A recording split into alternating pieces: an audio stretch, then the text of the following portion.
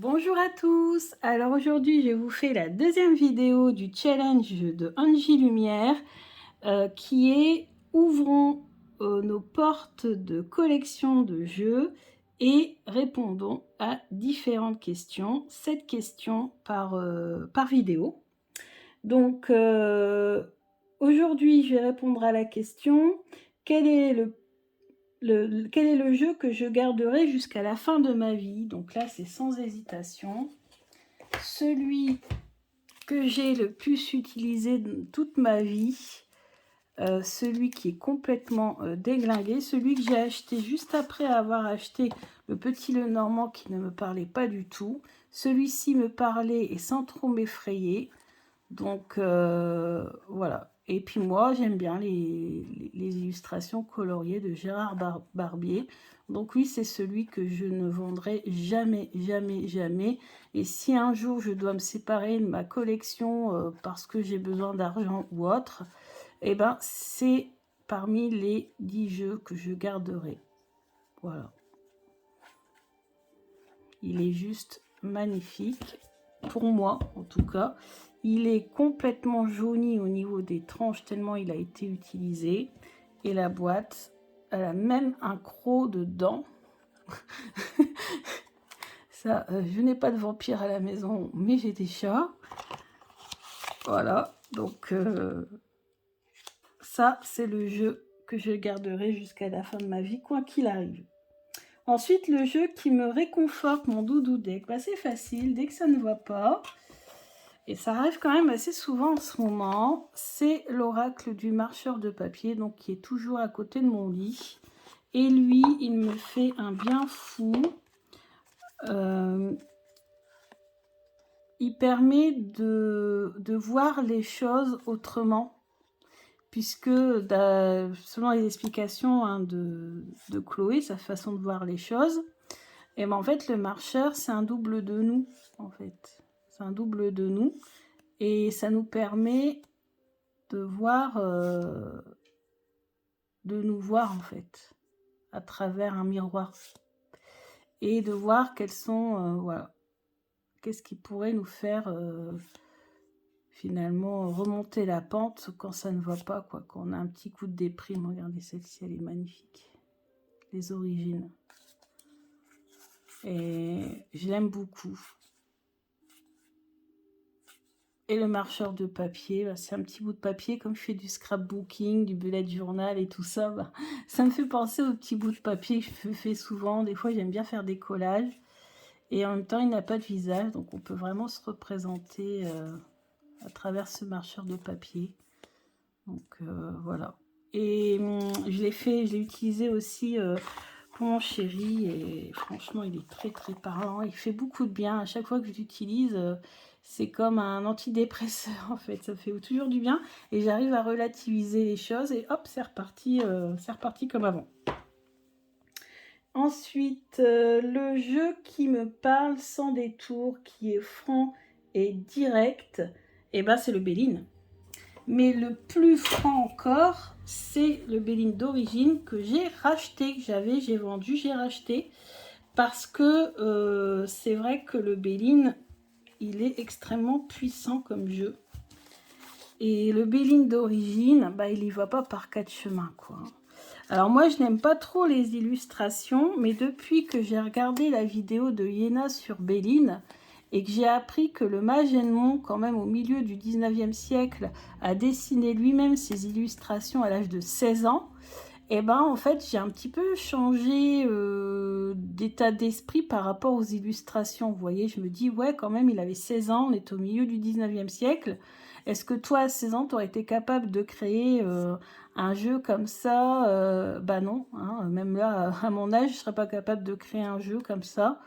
Donc voilà. Donc maintenant, je ne vois plus les choses de la même façon, même si mon Béline préféré reste quand même celui d'Hélène Ciotat, puisqu'elle a repris toutes les illustrations avec son coup de main qui est magnifique au niveau artistique. Et puis, elle a adouci, voilà, elle a adouci un petit peu le jeu. Et surtout, elle a mis des couleurs ici sur les côtés. Et quand on fait un tirage, on voit beaucoup mieux si on tombe sur une carte rouge, une carte bleue, une carte jaune. Enfin, moi, c'est comme ça que je les surnomme. Je donne des surnoms, moi, aux cartes du Béline. Et voilà, par exemple, ce sont les cartes saturniennes. Pour moi, ce sont les cartes noires, parce que Saturne, c'est noir dans le livret qui accompagne le jeu. J'ai acheté la version avec le livret. Alors, je n'ai pas de boîte, du coup, malheureusement. Mais j'ai le... Enfin, c'est pas un livret, c'est carrément un livre. J'ai le livre qui va avec, qui est quand même super intéressant, puisqu'il nous explique quand même les symboles qu'il y a dessus. Et puis, toutes les planètes. Hein. Et ça, c'est important de connaître les planètes quand on pratique le Béline. C'est un oracle qui associe... symbolique, astrologie, et puis même des fois des références au tarot, notamment sa carte de... on a une tour, en fait, qui ça ressemble à, comme deux gouttes d'eau à la carte de la tour dans le tarot. Donc voilà, donc c'est un bon petit jeu, finalement, avec beaucoup d'expérience. Maintenant, c'est un jeu vers lequel je me redirige, parce qu'il est extrêmement puissant. Ensuite, le jeu sur lequel j'ai cassé ma tirelire. Alors, je n'ai pas encore eu le temps de vous le présenter parce que j'ai traînardé un petit peu. J'avais pas trop la force de faire des vidéos ces derniers temps. C'est le Healing Wave Tarot. C'est un tarot que j'ai découvert... comment j'ai découvert ce jeu? Je crois que c'est sur la chaîne d'une Française qui fait des vidéos en anglais. C'est Marine de la chaîne The Wave of Your Soul. Et elle l'a baqué sur Indiegogo.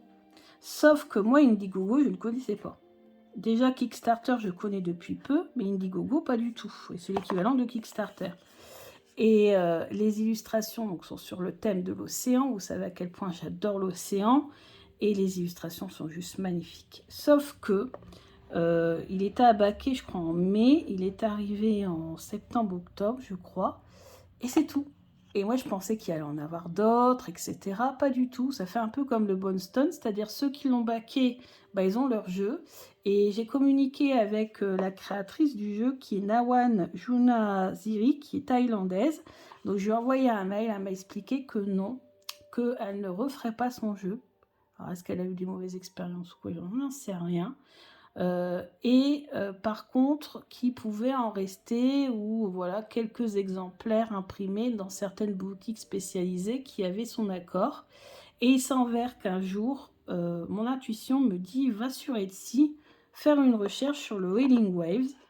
Je tape Healing Waves, je vois Etsy, il restait 2 exemplaires de ce jeu neuf qui alors comment ça s'est retrouvé dans une boutique sur Etsy et ce sont des vrais jeux. Alors est-ce qu'il restait des jeux à la créatrice ou est-ce qu'elle avait fait réimprimer quelques-uns pour peut-être ceux qui avaient été endommagés ou autre, j'en sais rien, et qu'elle avait un surplus et qu'elle l'a mis en vente. Mais en tout cas, c'est totalement par hasard que je suis tombée dessus. En fait, c'est même pas du hasard, c'est mon intuition. C'est qu'un jour, j'étais au travail en plus, et tout à coup, j'avais une petite pause, et mon intuition me dit, va sur Etsy, va faire une recherche sur le Healing Wave. Et là, je le trouve, il en restait 2. J'ai pris un des 2, et voilà. Donc j'ai en plus un certificat d'authenticité. Donc c'est pas une arnaque. Au début, je me suis dit, c'est quand même bizarre et tout. Et en fait, non. C'est une impression limitée avec un certificat d'authenticité et avec la signature de la créatrice. J'ai même une autre carte avec un code pour pouvoir avoir accès au guidebook, e-book. Et parce que le e-book, il est disponible uniquement avec un mot de passe. Donc j'ai le mot de passe et ça a fonctionné puisque j'ai réussi à avoir ce e-book. Donc vous avez le fond de la carte comme ceci. Ce jeu a été peint à l'aquarelle, logique hein, pour un jeu sur l'océan, avec de l'eau de mer. Et c'est ça que j'ai trouvé impressionnant, c'est que il y a de l'eau de mer qui a été utilisée pour créer les aquarelles. Donc je trouve ça beau, avec donc des tranches bleues mat et des illustrations juste magnifiques. La carte de la grande prêtresse avec ce requin baleine et la lune, l'impératrice avec les baleines, l'empereur. Donc je vous ferai une présentation, hein, je vous montre rapidement. J'aime beaucoup regarder la carte de la mort. J'ai ici le diable. Et ça me fait penser à quand on a visité l'aquarium, plus grand aquarium européen de Nausicaa il y a 2 ans ou 3 ans avec mon chéri. C'est juste magnifique. Je vous ferai une review plus en détail. On a les tortues. C'est un jeu sublime. Et franchement, alors il m'a coûté cher parce que forcément c'est une impression limitée. Et mais là, c'est un jeu que vous trouvez à 600 € d'occasion. Si vous arrivez à trouver, il y en avait un à 390 sur Etsy. Il est parti, il est déjà parti. Donc c'est un jeu qui est devenu extrêmement cher, qui est devenu un jeu de collection. Et moi, alors moi je ne l'ai pas du tout eu à ce prix-là. Je l'ai eu bon, un peu plus cher quand même qu'un jeu traditionnel. C'est pour ça que je l'ai mis dans la catégorie des jeux les plus chers. Et en plus, il vient de Thaïlande. Donc il y a eu aussi le prix de l'envoi, il y a eu le prix de la douane. Il y a eu... Voilà. C'est un jeu qui n'était pas donné. Mais pour un jeu aussi beau et aussi rare, franchement, j'ai fait un bon coup. Donc, je suis assez contente parce qu'il me le fallait, ce jeu. Faut croire, de toute façon, si on arrive à avoir un jeu, c'est qu'il nous est destiné. Si on n'arrive pas à l'avoir, c'est qu'il ne nous est pas destiné. Par exemple, le Bonestone, pour l'instant, je patiente parce que je pense qu'il reviendra un jour ou l'autre, forcément. Mais si pour l'instant, il ne me met pas destiné. Et par contre, celui-ci, franchement, il s'est passé un truc de fou avec mon intuition.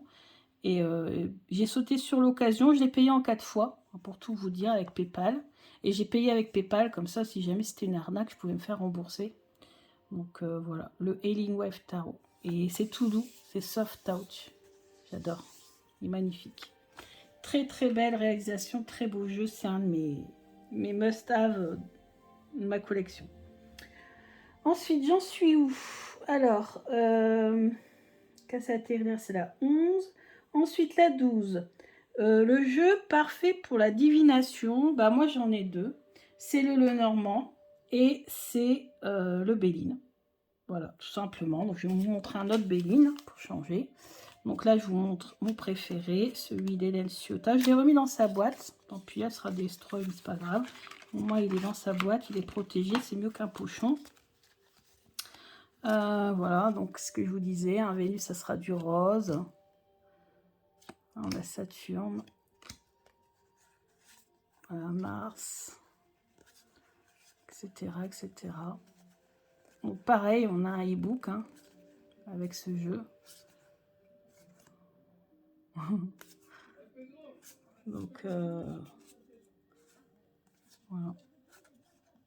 Vraiment très très beau.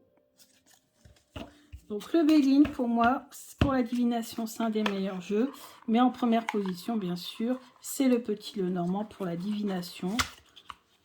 Après, j'utilise aussi des tarots, mais uniquement à l'intuition. C'est-à-dire que je me sers uniquement des illustrations pour caler à ma question, pour avoir une réponse. Et je choisis des jeux qui sont modernes, avec des représentations modernes. Vous avez vu mes prédictions pour le conflit Ukraine-Russie avec le tarot d'Eleanor Piper. Franchement, c'était impressionnant. C'était impressionnant. Donc le Petit Lenormand, donc là j'ai changé aussi pour vous en montrer un autre. Le Gilded Reverie, que j'adore, il est magnifique. Il est magnifique et puis il est très parlant, c'est-à-dire que quand je vois les illustrations, je n'ai pas besoin de chercher. Voilà, c'est vraiment top top. Donc le Gilded Reverie. Donc pour moi, les meilleurs jeux de divination, Petit Lenormand et Béline. Ensuite, 13. Le jeu parfait pour la guidance, les messages et les conseils. Donc pour moi, le meilleur c'est le tarot.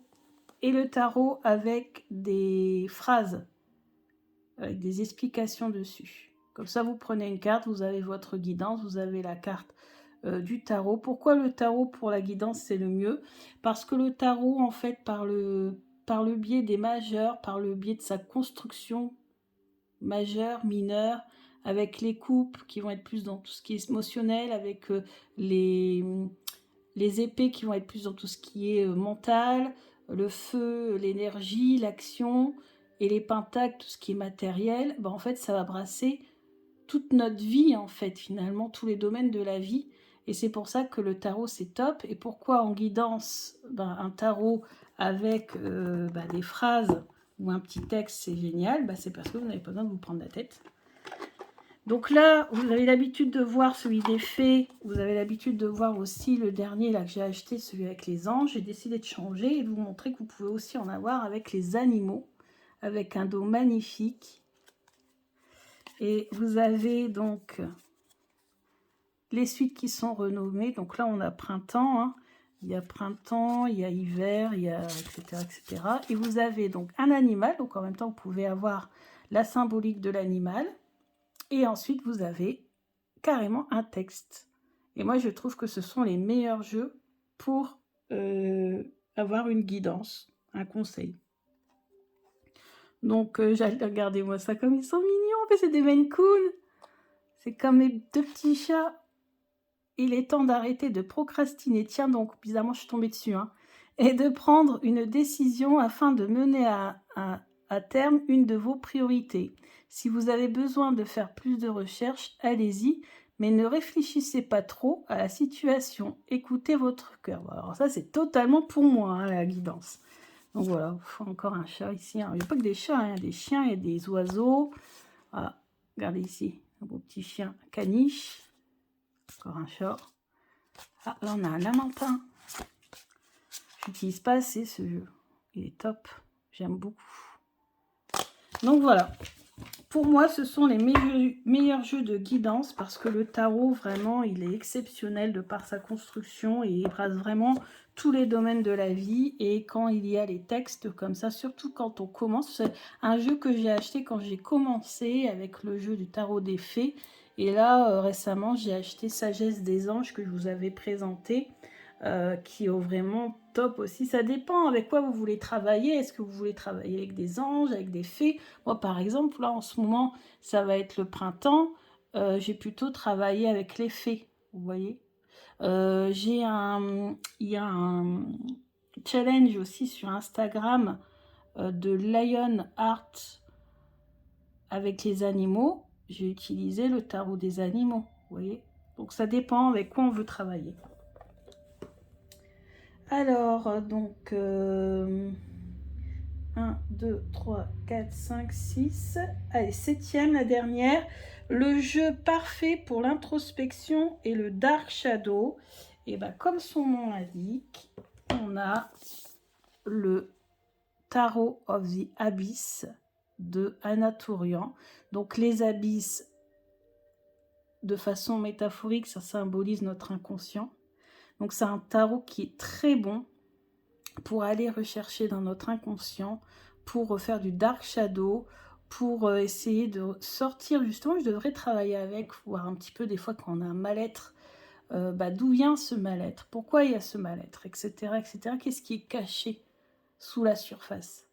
Et ce jeu-là, mais il est magnifique, il est magnifique. Et je trouve, quand j'ai lu la question, tout de suite, c'est ce jeu-là qui m'est venu en tête. Donc là, vous avez le dos. En plus, il est en mass market, celui-là, vous avez vu. La force, l'ermite, le 6 de bâton, le fou, le monde. Et vous avez... Alors, bien sûr, c'est du noir et blanc, hein, mais je trouve que c'est plus facile de travailler avec celui-ci. C'est vraiment beau. J'adore. Alors moi, je ne fais pas beaucoup de dark... Enfin, je ne fais pas même pas du tout de dark shadow. Donc, vous voyez, je ne l'ai pas beaucoup utilisé. Mais il y a de quoi sortir des belles choses avec ce jeu. Il ne s'appelle pas le tarot des abysses pour rien. Donc voilà. Donc pour l'introspection, moi je trouve que celui-ci est vraiment top. Et pareil, pourquoi le tarot? Parce que le tarot, c'est un outil psychologique très intéressant. Un outil, ouais, un outil vraiment intéressant pour tout ce qui est psychologie, thérapie, analyse. Voilà. Donc voilà, c'était la dernière question. Bah écoutez, j'espère que cette vidéo vous a plu et je vous dis rendez-vous demain pour la suite des questions. Bisous bisous.